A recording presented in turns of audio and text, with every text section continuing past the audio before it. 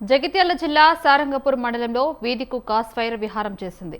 బట్టపల్లి పోతారంలో ఇంటి బయట నిద్రిస్తున్న 9 మందిని కరిచింది. కుక్క కాట్లతో గాయపడిన వారిని స్థానికులు జగిత్యాల ప్రభుత్వ ఆసుపత్రికి తరలించారు. వారిని ఎమ్మెల్యే సంజయ్ పరామర్శించారు. ఆరోగ్య వివరాలు అడిగి తెలుసుకుని బాధితులకు మెరుగైన చికిత్స అందించాలని ఆయన వైద్యులకు సూచించారు. ప్రభుత్వ ఆసుపత్రుల్లో మెరుగైన వసతులు, మందులు అందుబాటులో ఉన్నాయని ఎమ్మెల్యే తెలిపారు. బట్టపల్లి పోతారం గ్రామంలో కుక్కలు దాదాపు 11 మంది పైన దాడి చేస్తే హాస్పిటల్కి వచ్చింది. ఇంకా కొందరేమో త్రుటిలో తప్పించుకున్నారు. అందులో ఇద్దరికి చాలా సీరియస్గా తలపైన మెడకు దగ్గర కరవడం జరిగింది. మిగతా వాళ్ళకు చేతులకు కాళ్ళ కరవడం జరిగింది. వెంటనే ఆ గ్రామ సర్పంచ్ గారు స్పందించి వాళ్ళందరినీ కూడా కార్లలో అంబులెన్స్లో హాస్పిటల్ తరలించారు.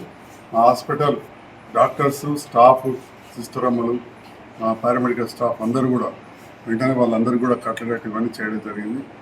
దానికి తగిన మందులు అన్నీ కూడా ఉన్నాయి.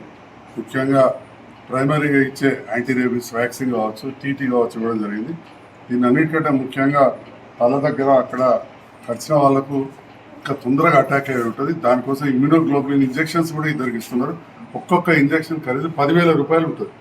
10,000 రూపాయలు ఉంటుంది. అంటే అట్లాంటి ఇంజెక్షన్లు కూడా ఈ తెలంగాణ రాష్ట్ర ప్రభుత్వం, రేవంత్ రెడ్డి గారి నేతృత్వంలోని ప్రభుత్వం, కాంగ్రెస్ ప్రభుత్వం ఇక్కడ ఇవ్వడం వల్ల ఇవాళ ఆ ఇద్దరికి కూడా కొంత ప్రాణహానికి తగ్గే అవకాశం ఉంది. ఇమ్యూనోగ్లోబులిన్ ఇంజెక్షన్ లాంటివి కూడా జగిత్యాల్లో అందుబాటులో వస్తున్నాయని చెప్పి కూడా పాత్రికేయ మిత్రులకు మీడియా ద్వారా ఆయన కొడతా ఉన్నాం. నియోజకవర్గం బట్టపల్లి పోతారం గ్రామంలో కుక్కలు దాదాపు 11 మంది పైన దాడి చేస్తే